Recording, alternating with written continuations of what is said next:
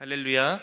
오늘도 새벽 가운데 깨어 기도하시는 우리 성도님들의 삶의 자리에 주님의 은혜와 은총이 넘쳐날 줄로 믿습니다.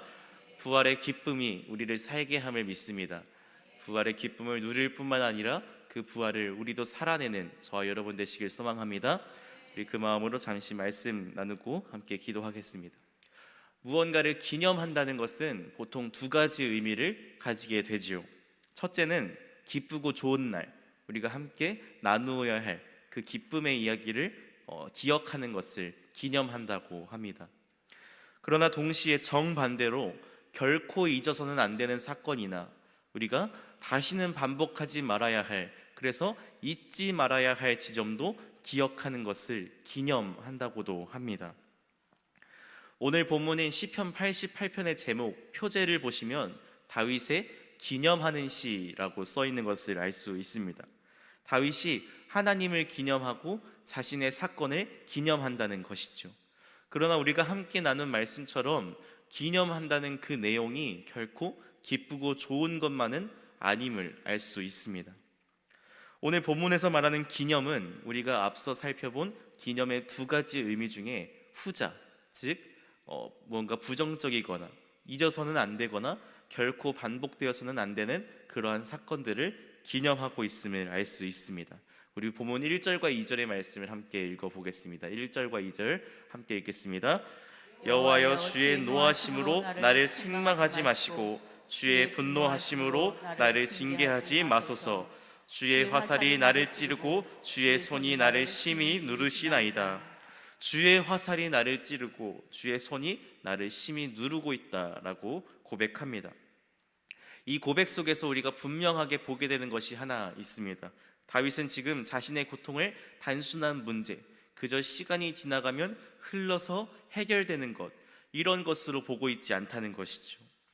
단순한 문제이거나 혹은 외부에서 나에게 닥쳐온 시련이라고 보기보다 내 스스로의 문제, 내 안에서의 문제라고 인식하고 있는 것입니다.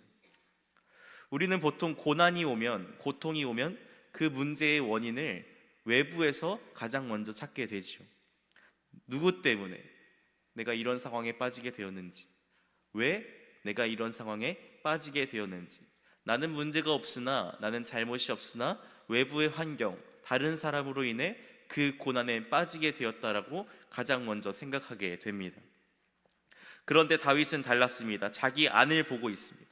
이 고통의 뿌리가, 이 고난의 시작이 내 속에 있다는 것이죠.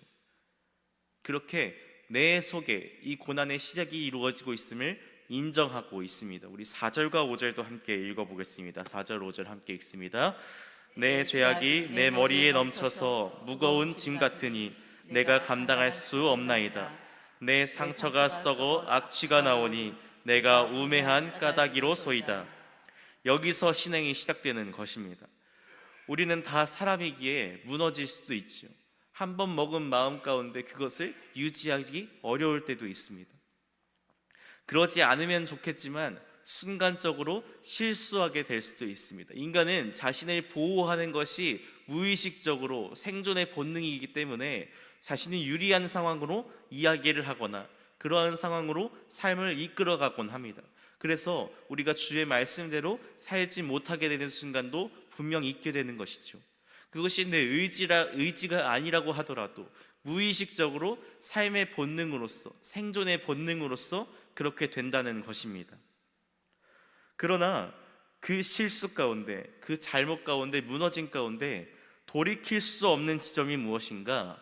자신이 죄인임을 인지하지조차 못할 때인 것입니다. 내가 실수하였다, 내가 잘못하였다, 내가 지금 무너졌다라는 사실조차 인지하지 못하는, 그래서 무엇이 잘못인지조차 알 수 없는 상황이 가장 돌이킬 수 없는 지점이라는 것이죠.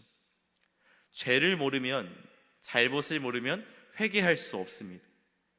그리고 회개하지 않으면 하나님께로 돌아갈 방법이 없지요. 결국 같은 자리에서 계속해서 무너짐을 겪을 뿐일 것입니다. 그러나 다윗은 숨기지 않았습니다. 자기의 죄를 인정하고 자신의 무너짐을, 자신의 실수를 낱낱이 인정하고 있습니다. 그리고 아픔을 그대로 스스로 드러내어 하나님 앞에 가지고 나아오는 것이죠. 시편 38편을 계속해서 읽어보면 더 깊은 수렁에 빠지고 있음을 알 수 있습니다. 고통이 길어질수록 삶이 무너져만 갑니다. 이 말씀 가운데 우리가 욥기의 욥을 연상할 수도 있지요.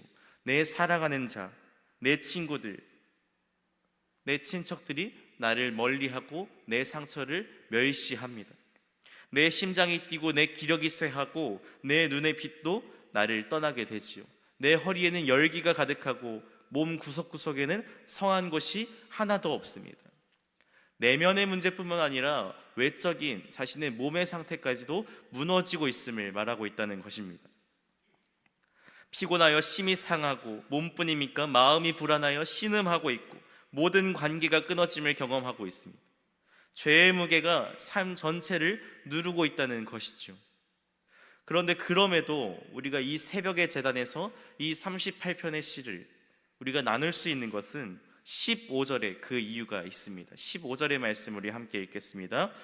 여호와여 내가 주를 바랐사오니 내 주 하나님이 내게 응답하시리이다. 아멘. 모든 것이 무너지고 있는데, 모든 고통을 겪고 있는데, 내면 외면 모든 문제를 한꺼번에 경험하고 있을 때에 단 하나 끊어지지 않는 것이 바로 기도였습니다. 삶이 무너지고 죄의 무게 가운데 짓눌릴 때에 나는 깨끗하다, 나는 아무 문제가 없다, 세상 사람들이 나를 결시하고 조롱하여도 나는 괜찮다라고 아나무인으로 나오는 것이 아니라 내 속에서 그 문제를 발견하고 있다는 것입니다. 여기서 유의해야 할 점이 있습니다. 모든 고통의 문제를 이런 식으로 해결하다 보면 우리가 잘못된 이해로 빠질 수도 있겠지요. 내 몸의 모든 고통이 죄로 말미암았다라고 선언하는 순간 우리는 그 죄의 문제를 해결하기 위해 하나님이 아닌 다른 우상이나 인간에게 의지할 수도 있습니다. 제가 최근에 어떤 다큐멘터리 하나를 봤는데요, 만민중앙교회 이재롱 목사에 관한 다큐멘터리였습니다. 그 목사가, 목사라고 하기도 좀 그런 그 존재가 죄의 문제로 인해서 모든 질병이 발원하였다. 그렇기에 내 몸에 문제가 있다는 것은, 내가 질병을 겪고 있다는 것은, 죽을 병에 걸렸다는 것은 그 죽을 죄를 지었다는 것이다. 이것을 나를 믿지 않으면 그 문제가 해결되지 않는다라는 식으로 논리를 전개하곤 했습니다. 이 논리, 그의 논리만이 아니죠. 우리가 경험하는 모든 사이비 이단들이 공통적으로 보이는 문제입니다. 이 죄의 문제, 또 질병의 문제를 섣불리 연결하다 보면 우리가 그런 오해에 빠지기 쉽다는 것이죠. 그래서 우리는 본문을 분별하여 읽어야 합니다. 모든 죄의 고통이 질병으로 연결된다, 모든 질병이 죄에서 발원한다라고 다윗이 말하는 것이 아닙니다.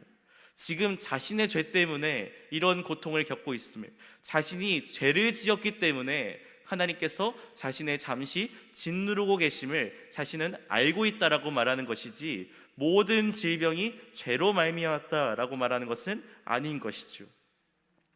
나는 괜찮다, 나는 죄인이 아니다 라고 선언하는 것도 문제이지만, 모든 질병을 죄와 연결시키는 것도 하나님의 교만에 해당할 수 있겠습니다.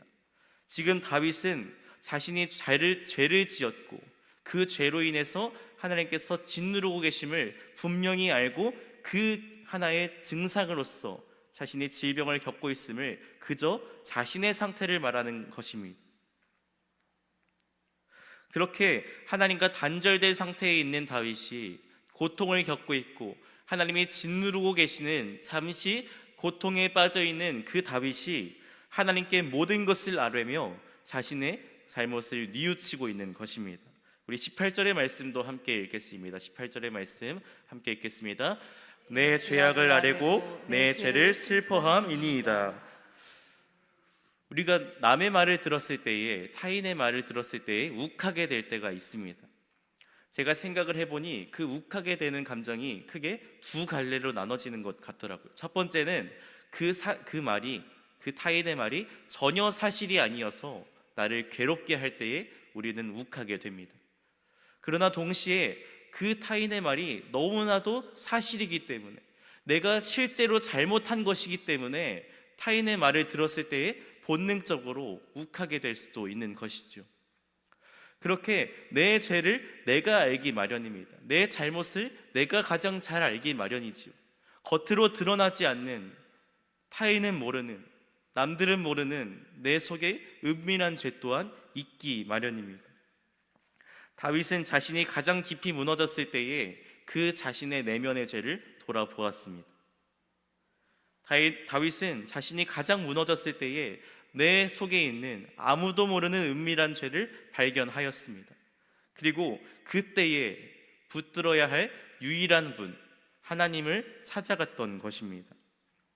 그래서 그는 이렇게 고백합니다. 하나님은 나의 피난처시오, 나의 피할 바위시오, 나의 구원이시오, 소망이시오, 내가 의지할 유일한 분이심을 고백하는 것입니다. 사랑하는 성도 여러분, 오늘 이 새벽에 우리 자신을 돌아보는 시간이 되기를 소망합니다. 설명할 수 없는 무거움이 있습니까? 마음이 눌려 있습니까? 하나님 앞에 막혀 있습니까? 이 모든 상황 가운데 우리는 하나의 가능성을 제시할 수 있지요. 우리의 내면에 무엇인가 문제가 있을 수 있다는 것입니다. 그것이 모든 상황을 설명하는 것은 아니지만 이러한 상황도 충분히 가능하다는 것이죠. 오늘 그래서 말씀은 우리에게 분명히 단언합니다. 설명할 수 없는 무거움이 있고 그것이 내 내면의 문제라면, 내 내면에 무너짐이 있었다면, 내 내면에 잘못이 있었다면 그것을 하나님 앞에 들고 나아가라는 것입니다. 하나님께 피하고 하나님께 도움을 구하라 본문은 말하고 있습니다. 하나님은 우리를 외면치 않으시는 줄로 믿습니다. 하나님은 죄를 고백하는 자를 버리지 않으시는 줄로 믿습니다. 하나님께 피하는 자를 결코 외면치 않으십니다. 그래서 우리는 확신할 수 있습니다. 주님은 반드시 우리를 도우십니다. 오늘 이 새벽이 단순한 하루의 시작, 그저 5시에 잠시 기도하고 돌아가는 일상의 시작점이 아니라 하나님께 다시 돌아가는 시간, 나의 삶의 모든 문제를 주님께 내려놓고 하나님을 붙드는 시간이 되기를 소망합니다. 그래서 오늘 이 새벽에 우리가 주신 말씀을 붙잡고 함께 기도하기를 소망합니다. 우리 마지막으로 본문 21절과 22절의 말씀, 이 말씀 붙들고 함께 기도하겠습니다. 우리 21절, 22절 함께 읽겠습니다. 여호와여 나를 버리지 마소서, 나의 하나님이여 나를 멀리하지 마소서, 속히 나를 구하소서, 주 나의 구원이시여. 아멘. 우리의 탄식 소리, 탄원하는 눈물의 기도를 주님 들으시는 줄로 믿습니다. 우리를 버리지 않으시고 우리를 소생케 하심을 믿습니다. 우리가 주님께 부르짖을 때에 우리를 구원하사 다시 일으켜 주실 줄로 믿습니다. 이 새벽에 우리 이 확신 가지고 뜨겁게 기도하는 저와 여러분 되시기를 소망합니다. 아무도 모르는 은밀한 죄가 있으십니까? 차마 입술로 꺼내지도 못할, 소리내어 기도할 수조차 없는 그러한 수치의 자리에 계십니까? 오늘 이 시간 주의 말씀 앞에 모든 것을 내려놓는 저와 여러분 되시길 소망합니다.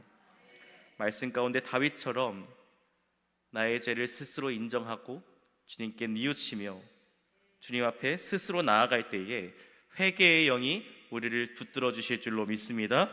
우리를 주님께로 이끌어 주실 줄로 믿습니다. 그렇게 나의 삶의 모든 것을 주님께 의탁하는 저와 여러분 되시기를 주님의 이름으로 간절히 축원합니다. 기도하겠습니다.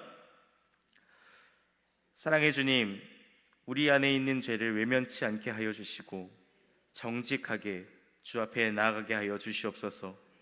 죄의 무게로 눌릴 때에도 기도를 멈추지 않게 하시며 끝까지 주님을 붙들게 하여 주시옵소서. 아무도 모르는 은밀한 죄, 차마 입술로 꺼내지도 못할 수치의 자리를 주님 앞에 겸허히 내려놓게 하시고 우리를 버리지 않으시고 도우시는 하나님을 경험하게 하여 주시옵소서. 감사드리며 예수 그리스도 이름으로 기도드립니다. 아멘.